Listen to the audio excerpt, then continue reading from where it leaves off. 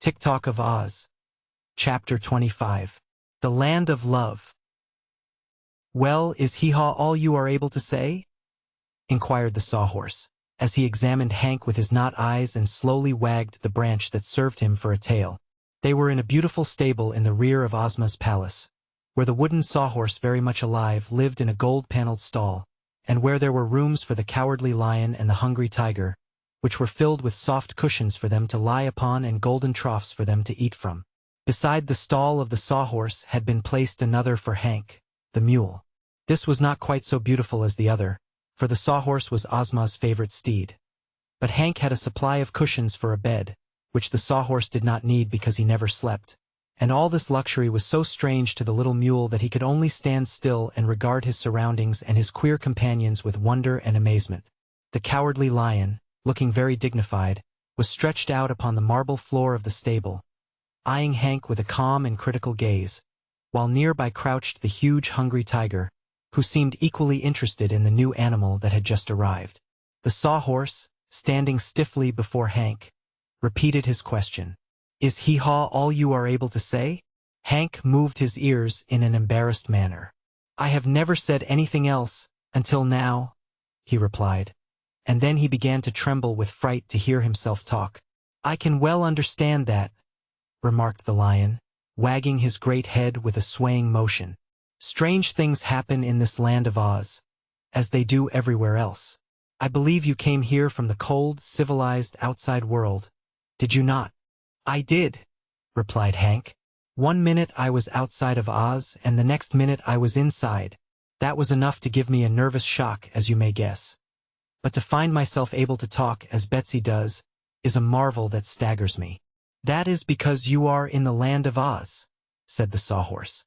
"All animals talk in this favored country, and you must admit it is more sociable than to bray your dreadful hee-haw, which nobody can understand." "Mules understand it very well," declared Hank. "Oh, indeed.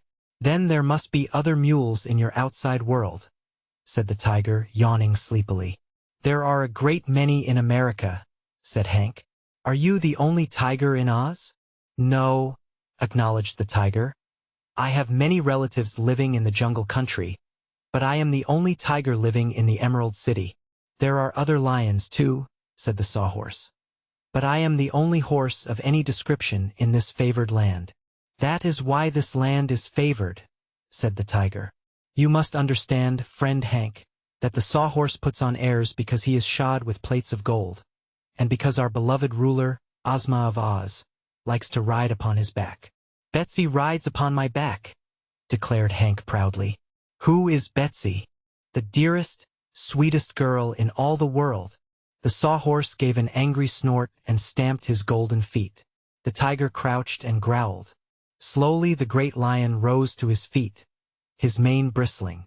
"Friend Hank," said he, "either you are mistaken in judgment or you are willfully trying to deceive us.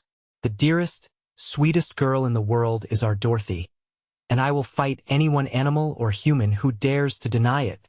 "So will I," snarled the tiger, showing 2 rows of enormous white teeth. "You are all wrong," asserted the sawhorse in a voice of scorn. "No girl living can compare with my mistress, Ozma of Oz."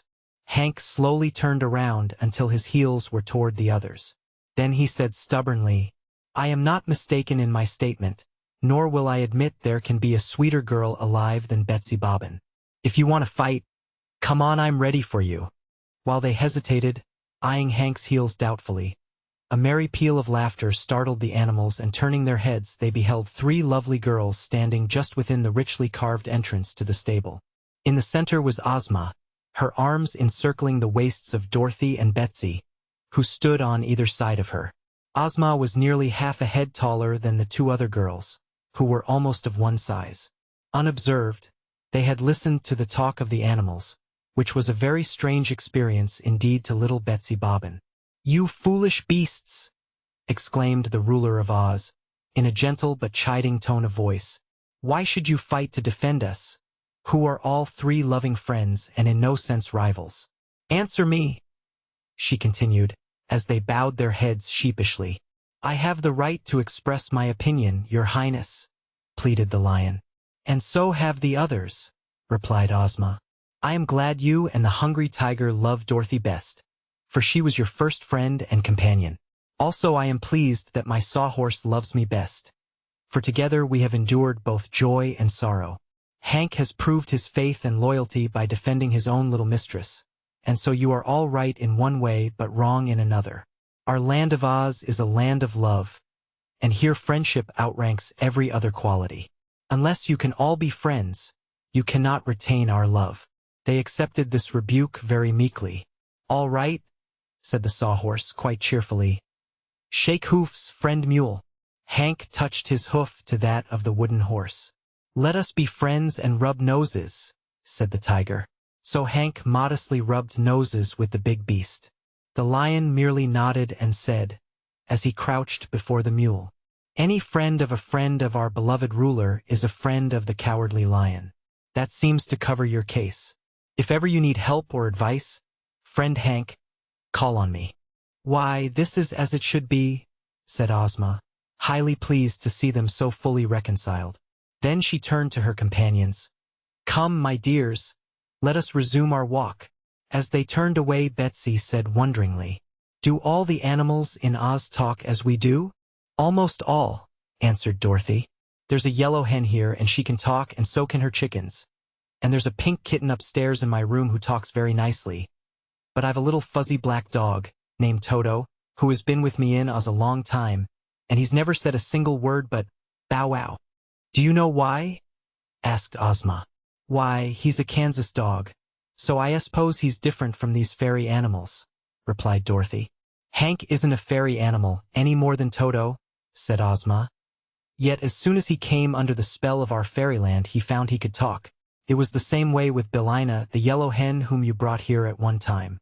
The same spell has affected Toto, I assure you. But he's a wise little dog, and while he knows everything that is said to him, he prefers not to talk." "Goodness me!" exclaimed Dorothy. "I never expected Toto was fooling me all this time." Then she drew a small silver whistle from her pocket and blew a shrill note upon it. A moment later there was a sound of scurrying footsteps, and a shaggy black dog came running up the path. Dorothy knelt down before him, and shaking her finger just above his nose, she said, "Toto, haven't I always been good to you?" Toto looked up at her with his bright black eyes and wagged his tail. "Bow wow," he said, and Betsy knew at once that meant yes, as well as Dorothy and Ozma knew it, for there was no mistaking the tone of Toto's voice. "That's a dog answer," said Dorothy. "How would you like it, Toto, if I said nothing to you but bow wow?" Toto's tail was wagging furiously now, but otherwise he was silent. "Really, Dorothy," said Betsy, "he can talk with his bark and his tail just as well as we can. Don't you understand such dog language?" "Of course I do," replied Dorothy. "But Toto's got to be more sociable. See here, sir," she continued, addressing the dog. "I've just learned, for the first time, that you can say words if you want to. Don't you want to, Toto?" "Woof," said Toto, and that meant no. "Not just one word, Toto, to prove you're as good as any other animal in Oz? Woof. Just one word, Toto, and then you may run away." He looked at her steadily a moment. "All right, here I go," he said, and darted away as swift as an arrow. Dorothy clapped her hands in delight, while Betsy and Ozma both laughed heartily at her pleasure and the success of her experiment. Arm in arm they sauntered away through the beautiful gardens of the palace, where magnificent flowers bloomed in abundance and fountains shot their silvery sprays far into the air. And by, as they turned a corner, they came upon Shaggy Man and his brother, who were seated together upon a golden bench. The two arose to bow respectfully as the ruler of Oz approached them. "How are you enjoying our land of Oz?" Ozma asked the stranger. "I am very happy here, Your Highness," replied Shaggy's brother. "Also, I am very grateful to you for permitting me to live in this delightful place." "You must thank Shaggy for that," said Ozma. "Being his brother, I have made you welcome here." "When you know brother better," said Shaggy earnestly, "you will be glad he has become one of your loyal subjects. I am just getting acquainted with him myself, and I find much in his character to admire." Leaving the brothers, Ozma and the girls continued their walk. Presently Betsy exclaimed, "Shaggy's brother can't ever be as happy in Oz as I am. Do you know, Dorothy? I didn't believe any girl could ever have such a good time anywhere as I'm having now." "I know," answered Dorothy. "I felt that way myself, lots of times. I wish," continued Betsy dreamily, "that every little girl in the world could live in the land of Oz, and every little boy, too." Ozma laughed at this. "It is quite fortunate for us, Betsy, that your wish cannot be granted," said she. "For all that army of girls and boys would crowd us so that we would have to move away." "Yes," agreed Betsy after a little thought. "I guess that's true.